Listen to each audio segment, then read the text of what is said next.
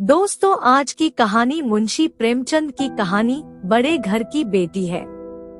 आनंदी एक बड़े घर की बेटी है, परंतु जहां उसका विवाह होता है वह घर उसके मायके जैसा नहीं होता। वह घर के हिसाब से अपने आप को ढाल लेती है बिना किसी शिकायत के, पर एक दिन कुछ ऐसा हो जाता है कि वह सहन नहीं कर पाती।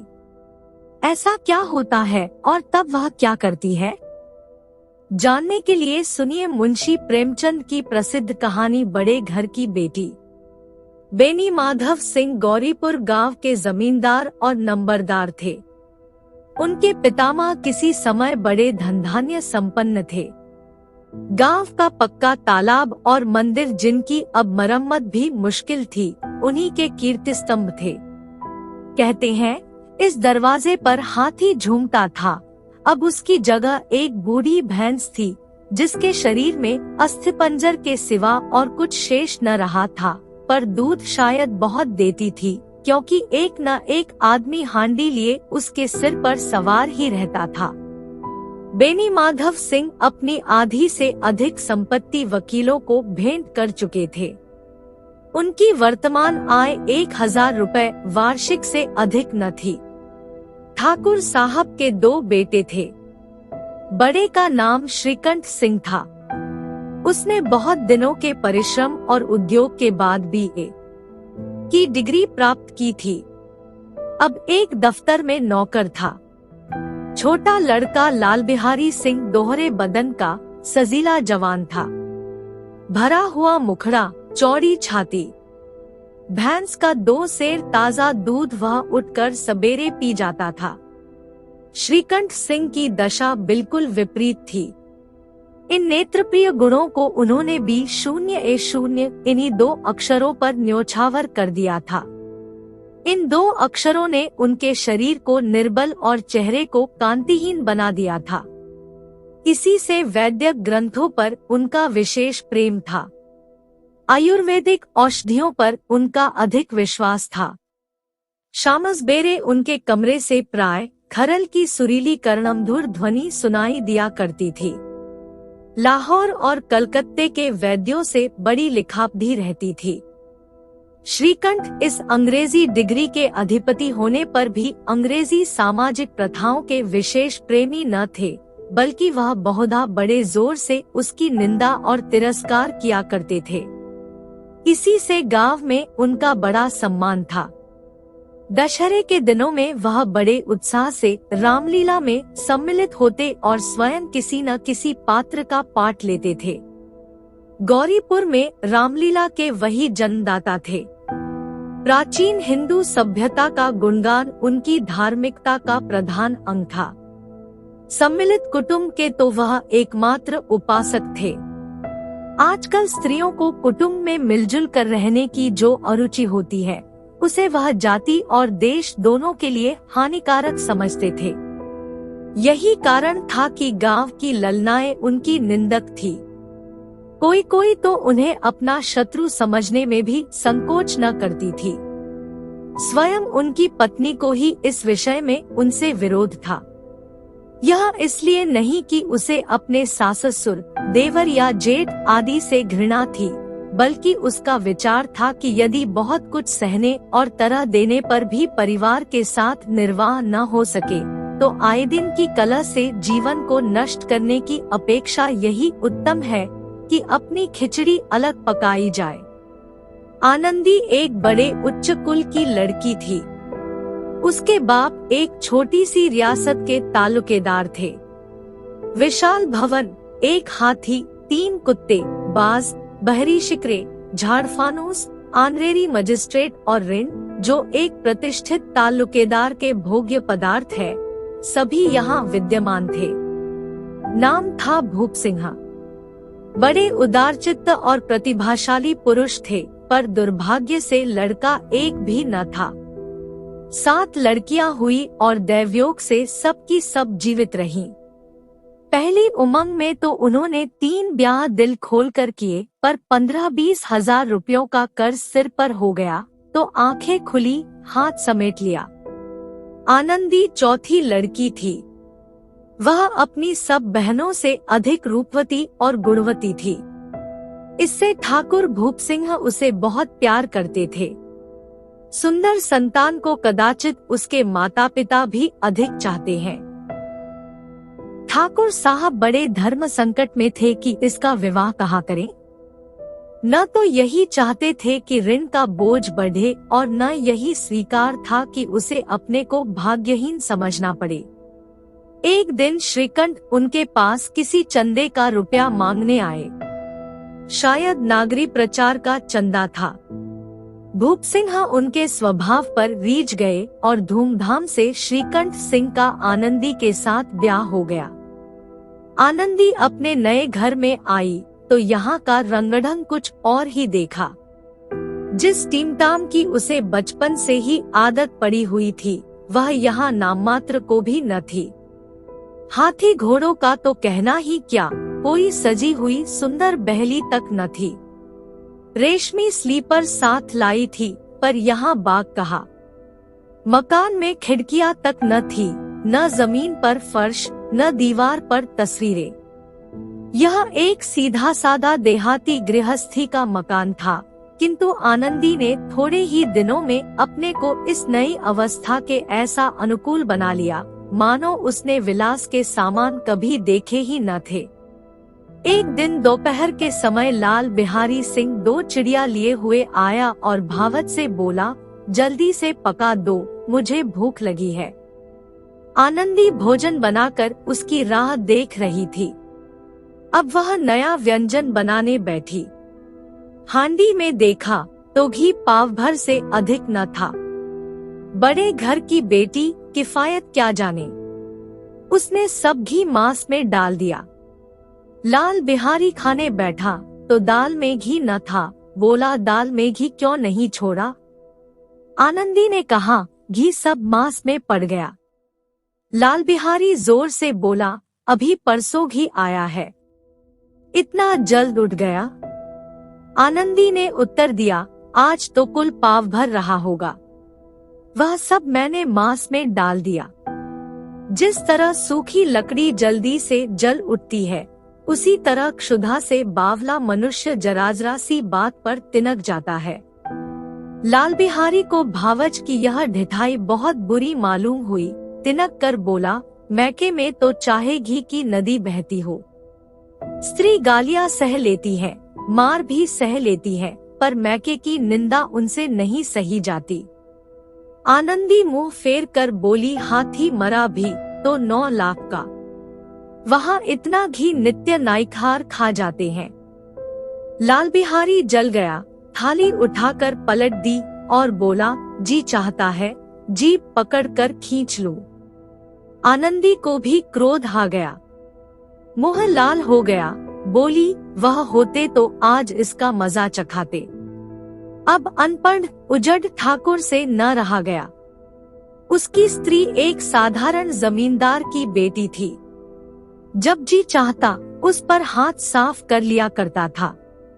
खड़ाऊ उठाकर आनंदी की ओर जोर से फेंकी और बोला, जिसके गुमान पर भूली हुई हो उसे भी देखूंगा और तुम्हें भी। आनंदी ने हाथ से खड़ाऊ रोकी, सिर बच गया, पर उंगली में बड़ी चोट आई। क्रोध के मारे हवा से हिलते पत्ते की भांति कांपती हुई अपने कमरे में आकर खड़ी हो गई। स्त्री का बल और साहस, मान और मर्यादा पति तक है। उसे अपने पति के ही बल और पुरुषत्व का घमंड होता है। आनंदी खून का घूंट पी कर रह गई। श्रीकंठ सिंह शनिवार को घर आया करते थे। बृहस्पति को यह घटना हुई थी। 2 दिन तक आनंदी कोप भवन में रही। न कुछ खाया न पिया, उनकी बाट देखती रही। अंत में शनिवार को वह नियमानुकूल संध्या समय घर आए और बाहर बैठकर कुछ इधर उधर की बातें, कुछ देशकाल संबंधी समाचार तथा कुछ नए मुकदमों आदि की चर्चा करने लगे। यह वार्तालाप 10 बजे रात तक होता रहा। गांव के भद्र पुरुषों को इन बातों में ऐसा आनंद मिलता था कि खाने पीने की भी सुधि न रहती थी। श्रीकंठ को पिंड छुड़ाना मुश्किल हो जाता था। ये 2-3 घंटे आनंदी ने बड़े कष्ट से काटे। किसी तरह भोजन का समय आया। पंचायत उठी। एकांत हुआ तो लाल बिहारी ने कहा, भैया आप जरा भाभी को समझा दीजिएगा कि मुंह संभाल कर बातचीत किया करें, नहीं तो एक दिन अनर्थ हो जाएगा।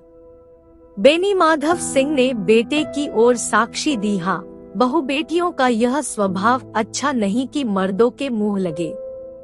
लाल बिहारी, वह बड़े घर की बेटी है तो हम भी कोई कुर्मीखार नहीं है। श्रीकंठ ने चिंतित स्वर से पूछा, आखिर बात क्या हुई? लाल बिहारी ने कहा, कुछ भी नहीं, यूं ही आप उलझ पड़ी। मैके के सामने हम लोगों को कुछ समझती ही नहीं। श्रीकंठ खा पी कर आनंदी के पास गए। वह भरी बैठी थी। यह हजरत भी कुछ तीखे थे। आनंदी ने पूछा, चित्त तो प्रसन्न है? श्रीकंठ बोले, बहुत प्रसन्न है, पर तुमने आजकल घर में यह क्या उपद्रव मचा रखा है? आनंदी की त्योरियों पर बल पड़ गए। झुंझलाहट के मारे बदन में ज्वाला सी दहक उठी। बोली, जिसने तुमसे यह आग लगाई है उसे पाऊं मुंह झुलस दूं। श्रीकंठ, इतनी गरम क्यों होती हो, बात तो कहो। आनंदी, क्या कहूँ, यह मेरे भाग्य का फेर है। नहीं तो गवार छोकरा जिसको चपरासगिरी करने का भी शऊर नहीं, मुझे खड़ाओं से मार कर यो न अकड़ता। श्रीकंठ, सब हाल साफ साफ कहो तो मालूम हो। मुझे तो कुछ पता नहीं। आनंदी, परसों तुम्हारे लाडले भाई ने मुझसे मांस पकाने को कहा। घी हांडी में पाव भर से अधिक न था। वह सब मैंने मांस में डाल दिया। जब खाने बैठा तो कहने लगा, दाल में घी क्यों नहीं है? बस इसी पर मेरे मैके को बुरा भला कहने लगा। मुझसे न रहा गया। मैंने कहा कि वहाँ इतना घी तो नाइखार खा जाते हैं और किसी को जान भी नहीं पड़ता। बस इतनी सी बात पर इस अन्यायी ने मुझ पर खड़ाऊं फेंक मारी। यदि हाथ से न रोक लूं तो सिर फट जाए। उसी से पूछो मैंने जो कुछ कहा है वह सच है या झूठ। श्रीकंठ की आंखें लाल हो गई। बोले, यहाँ तक हो गया इस छोकरे का यह साहस। आनंदी स्त्रियों के स्वभावानुसार रोने लगी, क्योंकि आंसू उनकी पलकों पर रहते हैं। श्रीकंठ बड़े धैर्यवान और शांति पुरुष थे। उन्हें कदाचित ही कभी क्रोध आता था। स्त्रियों के आंसू पुरुष की क्रोधाग्नि भड़काने में तेल का काम देते हैं। रात भर करवटें बदलते रहे। उद्विग्नता के कारण पलक तक नहीं झपकी। रात काल अपने बाप के पास जाकर बोले, दादा अब इस घर में मेरा निर्वाह न होगा।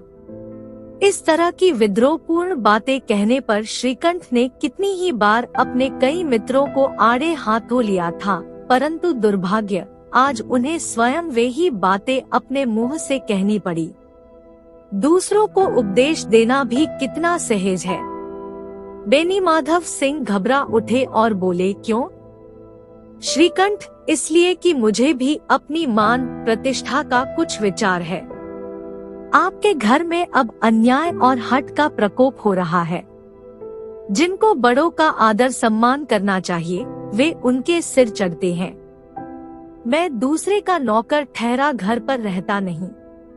यहाँ मेरे पीछे स्त्रियों पर खड़ाओं और जूतों की बौछारें होती है। कड़ी बात तक चिंता नहीं।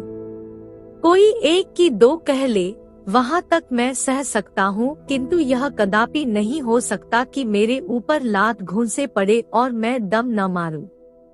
बेनी माधव सिंह कुछ जवाब न दे सके। श्रीकंठ सदैव उनका आदर करते थे। उनके ऐसे तेवर देखकर बूढ़ा ठाकुर अवाक रह गया। केवल इतना ही बोला, बेटा तुम बुद्धिमान होकर ऐसी बातें करते हो? स्त्रियां इस तरह घर का नाश कर देती हैं। उनको बहुत सिर चढ़ाना अच्छा नहीं। श्रीकंठ, इतना मैं जानता हूँ, आपके आशीर्वाद से ऐसा मूर्ख नहीं हूँ।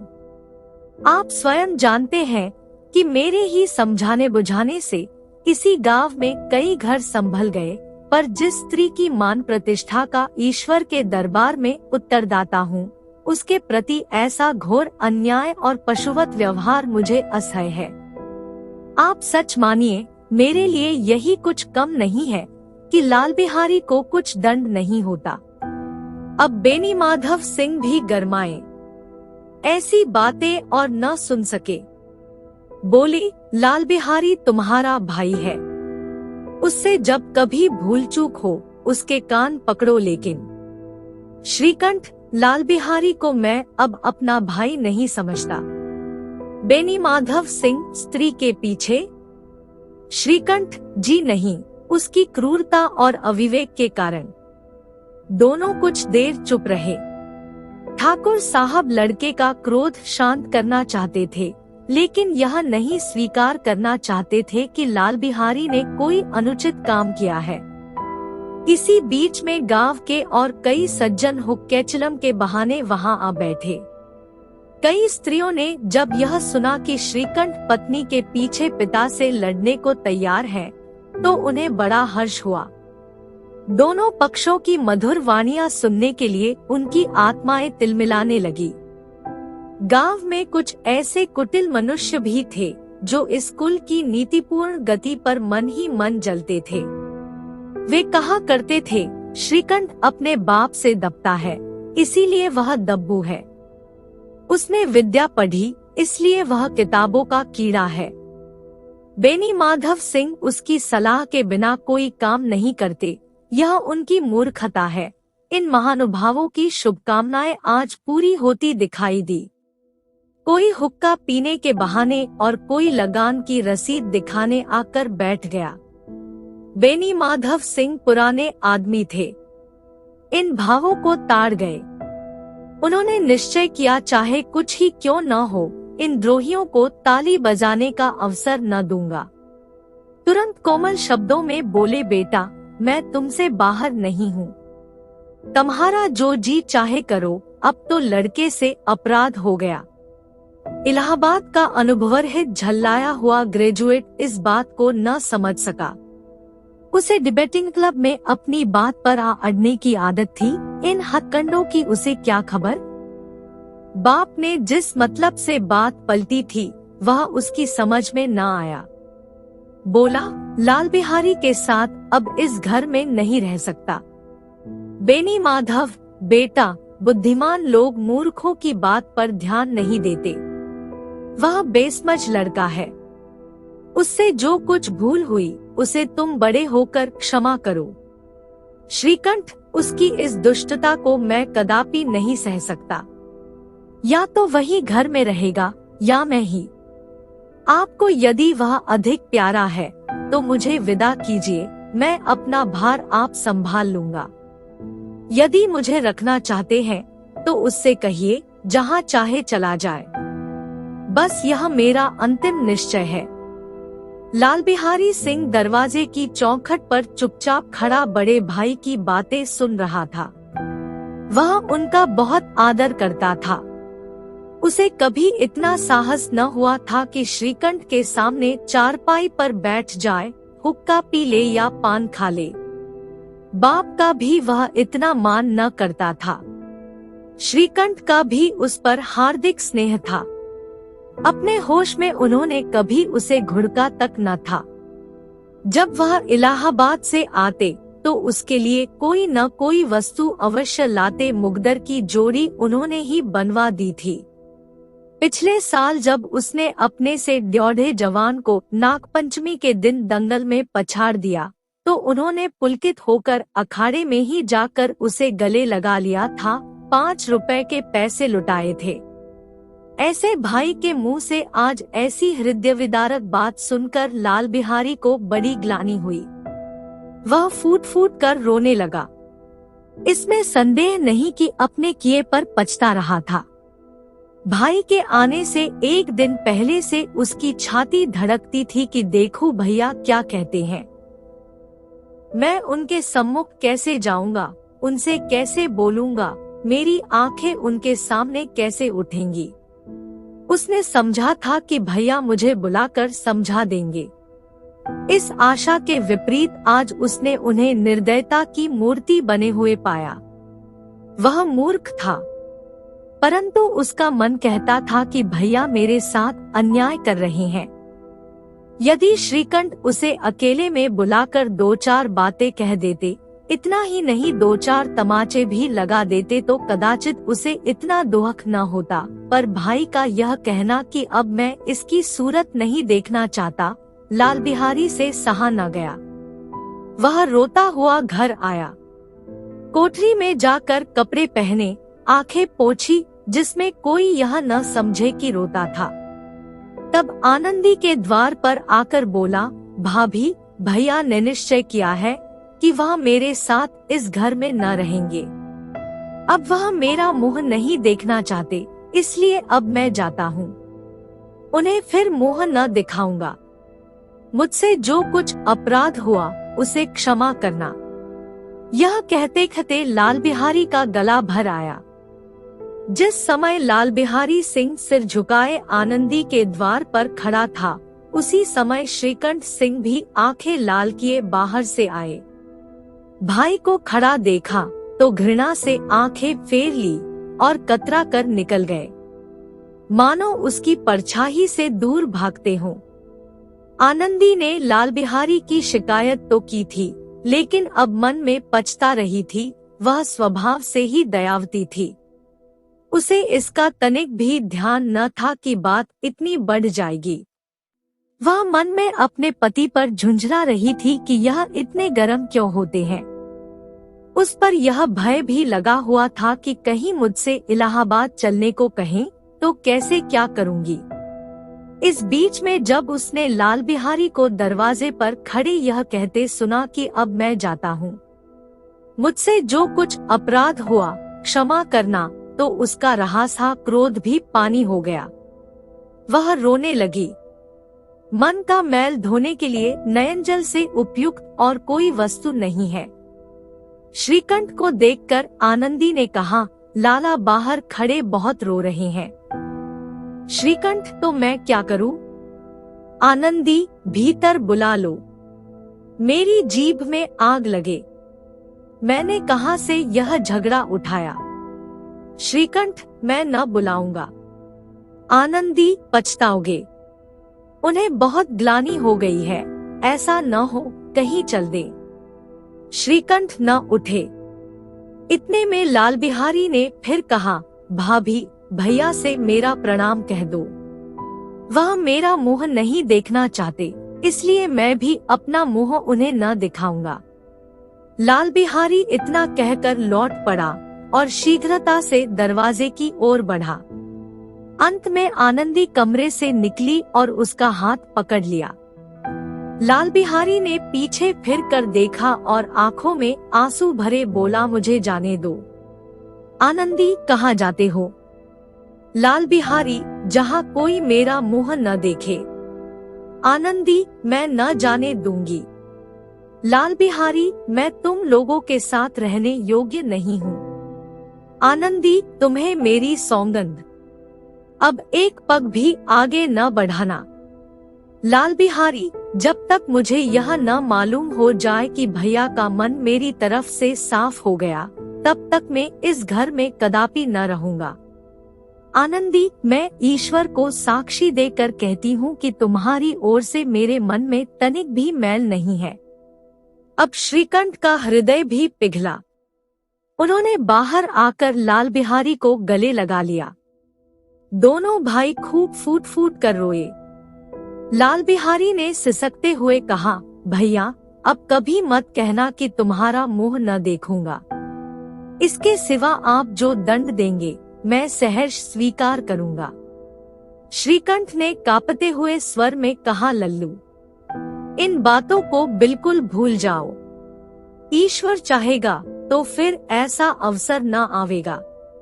बेनी माधव सिंह बाहर से आ रहे थे। दोनों भाइयों को गले मिलते देखकर आनंद से पुलकित हो गए। बोल उठे, बड़े घर की बेटियां ऐसी ही होती है, बिगड़ता हुआ काम बना लेती है।